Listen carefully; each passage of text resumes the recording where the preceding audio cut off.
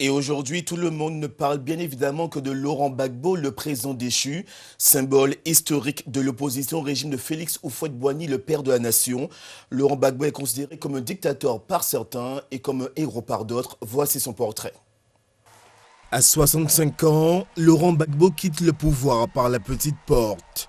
Opposant historique de Félix Houphouët-Boigny, le père de la nation, devenu président par les urnes en 2000, il était retranché dans un bunker depuis le 1er avril sous le feu des forces pro-Ouattara, soutenues par l'ONU et la France.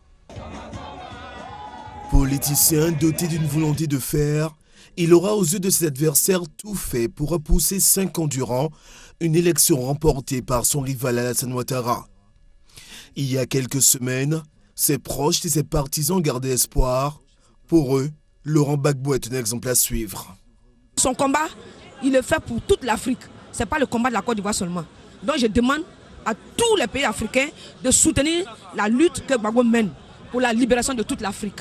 Gbagbo Laurent, aujourd'hui, si ce système s'acharne contre lui, il y a une raison. Il dérange. Il n'est pas un bon élève, comme on le dit. Le bon élève, pour eux, c'est celui qui cède à leur pression. C'est celui qui livre les ressources de son pays. En 2002, face à une rébellion derrière laquelle il voit la main des certains Alassane Ouattara, l'ancien Premier ministre, il parvient à se maintenir en main de conserve que le sud de la Côte d'Ivoire. Redoutable et redouté, on lui attribue le surnom de boulanger pour sa capacité à rouler ses adversaires dans la farine. Né le 31 mai 1945, cet historien de formation hérite rapidement le pouvoir par son activisme syndical. Incorporé de force, emprisonné, il s'exile en France dans les années 80, après avoir fondé clandestinement le Front populaire ivoirien.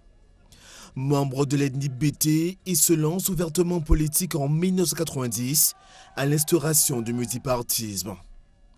Le 26 octobre 2000, il accède à la présidence dans des conditions de son propre aveu calamiteuses, à l'issue d'un scrutin dont ont été exclus l'ex-chef de l'État Henri Konan Bédié et Alassane Ouattara.